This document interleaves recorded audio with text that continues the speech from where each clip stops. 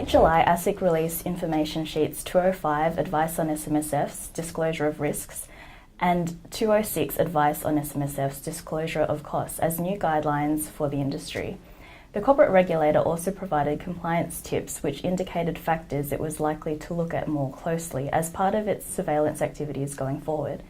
Peter Burgess from AMP SMSF is here to share his views on the areas covered, in particular the implications of recommending a minimum balance and exit strategies. Thanks for joining me, Peter. Thanks, Christine. It's a pleasure to be here. What are your general thoughts on ASIC's recommendations in these two recent publications? Well, I think this is a good initiative. I think it's a very measured but appropriate regulatory response to some of the issues that ASIC has previously identified with some of their surveillance work. So I think some of the really good things that come out of these guidelines is that we do have guidelines now. We have fact sheets which are available to advice providers.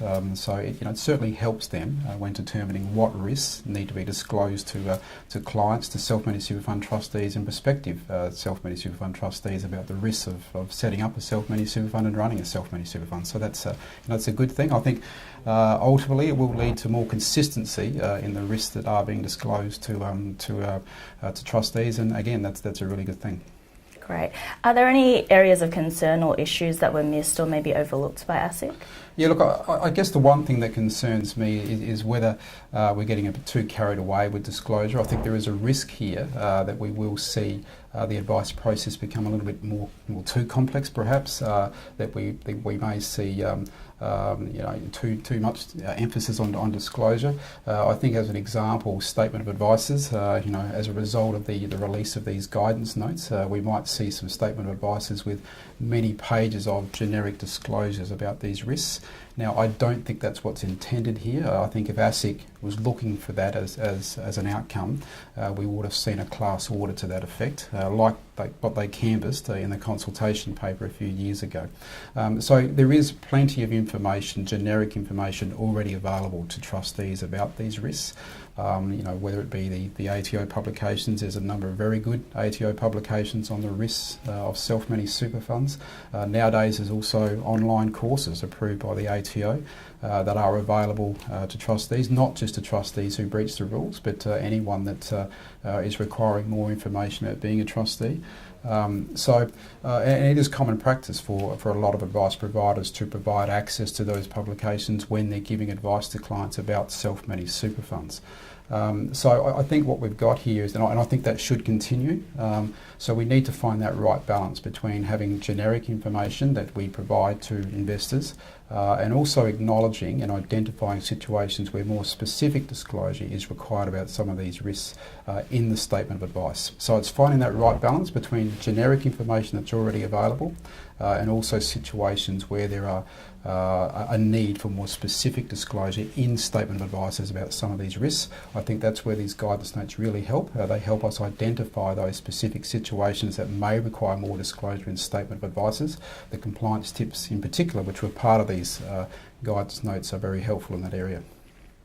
One of the most notable inclusions in information sheet 206 was the recommendation that in most circumstances a minimum asset balance of $200,000 should exist before an individual is advised to establish an SMSF.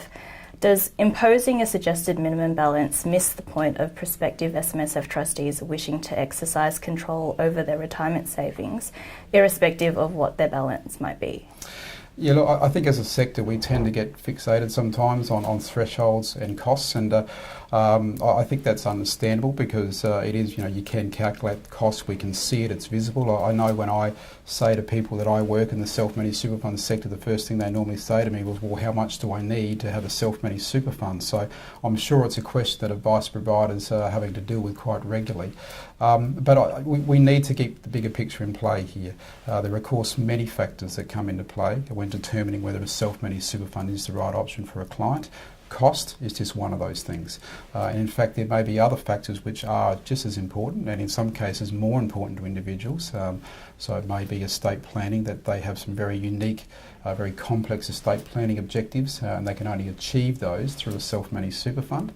There might be other individuals who have some unique investment opportunities that have come their way, and they can only access that through their super via a self-managed super fund, and so on. So there are many factors that come into play here, and we shouldn't just single out costs.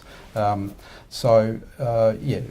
need to be mindful of that. I think the issue here, I would personally prefer to see this discussion more on competencies and making sure that individuals have access to professional, competent advice around self-managed super funds.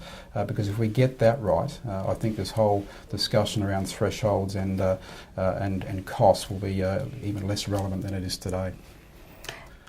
Is there actually any evidence of SMSFs with balances lower than $200,000 getting into any sort of trouble? Well, certainly not that I see. I think if you look at the average balance of a self-managed super fund, it's been steadily increasing over the last decade. So that suggests to me that instance of low balances is on the decline in any event. I don't believe it's such a big issue for the sector.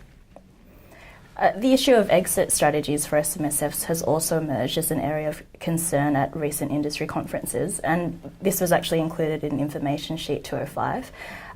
Exit strategies are just about non-existent, so it's no surprise ASIC has stated it will monitor whether clients have been made aware of what might be required to wind up their SMSF. Why is it important for SMSFs to have considered and developed an exit strategy? What needs to be included here, and what are the likely costs involved, if any? Yeah, look, I think going back to my earlier statements about let's not overcomplicate the advice process and let's not get carried away with disclosure. I think this is a good example here. For some individuals, a recommendation to establish a self-managed super fund is complex enough, let alone having to also think about what's required if they ever have to wind up a self-managed super fund. Again, it's about finding that right balance, because there is generic information available about how to wind up a self-managed super fund, but we do need to acknowledge there will be some situations where it does pay to have more disclosure in a statement of advice about what's involved in winding up a self-managed super fund and the consequences of that for the client. So situations where you may have elderly trustees in the fund, situations where there may be a dominant trustee making decisions, or situations where there's a property being held by the fund, are all situations where I think it's entirely appropriate for advisors to be more detailed in their statement of advice about exit strategies. So again, it's that right balance. In many cases, just generic information about what's involved in winding up a self-managed super fund will suffice, but we do need to get better at identifying those specific situations where we do need to disclose more about exit strategies. I don't necessarily agree, though, that it is an area that advisors are not giving advice in. I spend a lot of my time talking to advisors around exit strategies, succession planning, so particularly where self-managed super funds have a business premise in their fund, and on the death of one of those members, it's important that that business premise remain in the family unit. So talking through succession planning and options available in those situations, for many advisors, that is a key part of the strategic advice they're providing to clients in this situation. So, we have to look at the generic information that a lot of advisors are giving on this as well. So I don't think it's fair to say that it's an area that advisors have not been providing advice on in the past. So, having said that, it is an area I think we can improve on. Great. And so going forward, do you think these areas of SMSF risk and costs covered in the guidelines will improve considerably, or does the industry already disclose and conduct a high standard of advice when it comes to SMSFs?